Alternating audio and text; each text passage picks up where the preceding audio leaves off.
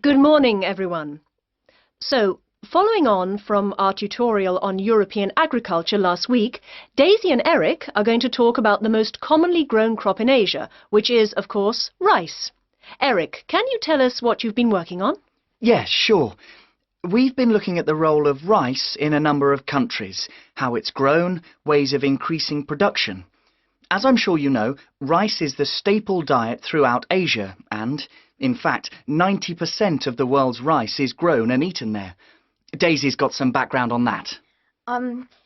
Well, rice was originally a wild plant which started out in the tropical regions of Asia. But there are literally hundreds of varieties today, and each with different qualities. For instance, one will survive floods, while another will grow in relatively dry conditions. A third has a really lovely smell. But wherever it grows, rice needs a lot of water. What do you mean by a lot? Well, it takes about 5,000 litres to get a kilogram of rice. This can be supplied either naturally or by irrigation. And as most rice-growing countries suffer from unpredictable weather, including drought, water management really is the key. Research has become so important now that each rice-growing country in Asia has its own research institute.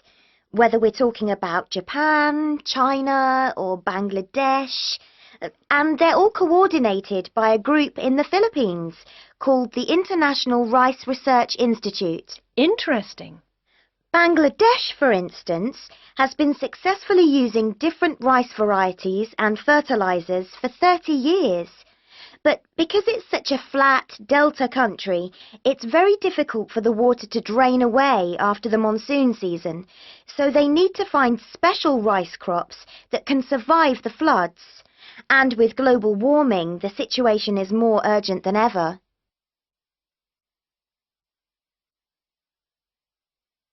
Now I'd like to move on to our comparative study. As you can imagine, China is the world's biggest rice-producing country. Collectively, the Chinese people probably eat more than 3 billion bowls of rice every day. Quite a statistic. And of course, rice plays an important cultural role too. We then compared China to Thailand. You know, even though Thailand only has about 64 million people, it's the world's #1 exporter of rice.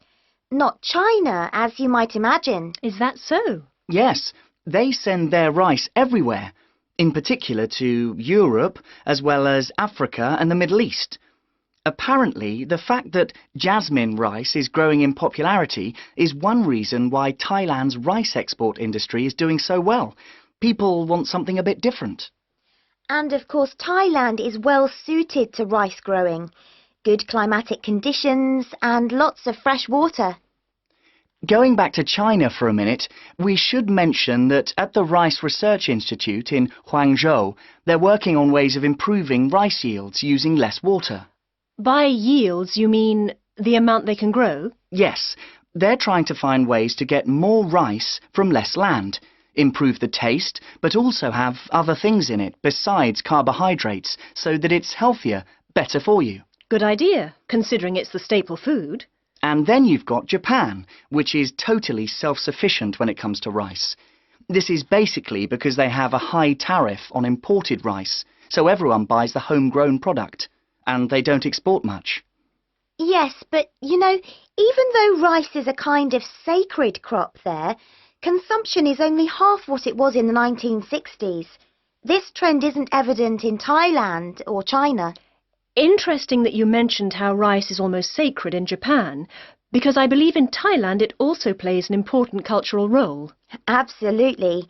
They have the royal ploughing ceremony every year, which the king always attends, and he actually scatters a new stock of seed to the farmers, who pour into Bangkok for the event. What about the global interest in organic farming? Is there such a thing as organically grown rice? Yes, indeed.